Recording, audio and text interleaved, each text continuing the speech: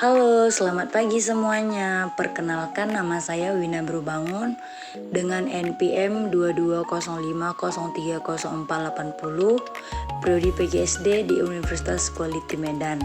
Nah, di sini kita akan membahas penilaian berbasis kompetensi dan pelaporan hasil belajar.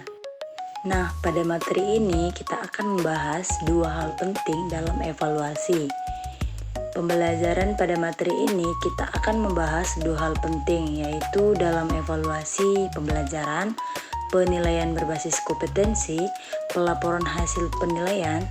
Tujuan materi ini adalah agar kamu memahami konsep, langkah, dan contoh penerapannya dalam proses pembelajaran. Apa itu penilaian berbasis kompetensi? Penilaian berbasis kompetensi adalah proses pengumpulan atau pengolahan dan penggunaan informasi untuk mengetahui sejauh mana peserta didik menguasai kompetensi yang ditetapkan dalam kurikulum. Fokus utamanya bukan sekedar angka, tetapi potensi nyata siswa dalam pengetahuan keterampilan dan sikap sesuai standar pembelajaran. Nah, di sini kita memasuki tujuan penilaian berbasis kompetensi. Penilaian berbasis kompetensi bertujuan untuk mengetahui tingkat penguasaan kompetensi siswa sesuai standar kurikulum, memberikan umpan balik yang berguna untuk perbaikan pembelajaran dan perkembangan siswa, menjadi dasar pengambilan keputusan belajar seperti program remedial atau pengayaan atau kompetensi. Nah, di sini kita memasuki prinsip-prinsip penilaian berbasis kompetensi. Penilaian yang baik harus memiliki prinsip sebagai berikut. Yang pertama yaitu valid dan akurat, benar-benar mengukur kompetensi yang dimaksud. Yang kedua itu berorientasi pada bukti autentik atau menggunakan tugas nyata atau kerja siswa. Yang ketiga itu kontinu, yang dimana dilakukan secara berkelanjutan selama proses pembelajaran. Yang terakhir itu adalah transparan dan objektif. Kriteria dan prosedur jelas bagi siswa dan guru.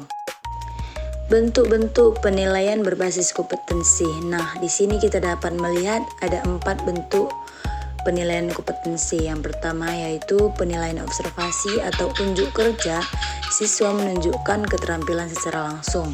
Yang kedua itu portofolio, yang dimana kumpulan hasil kerja siswa selama periode tertentu. Yang ketiga itu ialah tes tertulis atau soal yang mengukur kompetensi pengetahuan siswa. Yang terakhir yaitu proyek atau produk tugas jangka panjang yang menuntut penerapan kompetensi nyata alam berbasis kompetensi. Nah, di sini kita memasuki langkah akhir, yang dimana yaitu langkah-langkah penilaian.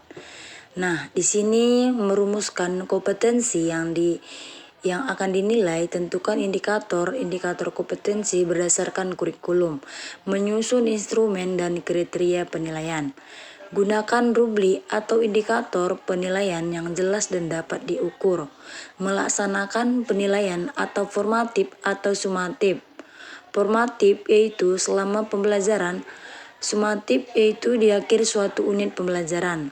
Nah, di sini mengumpulkan data bukti belajar.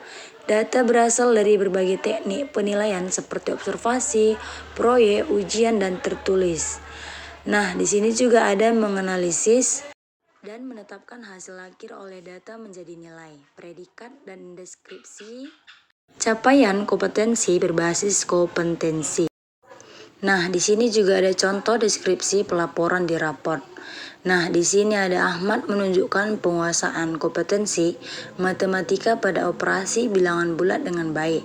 Nah, mampu menyelesaikan soal cerita dan menjelaskan langkah penyelesaian secara sistematis.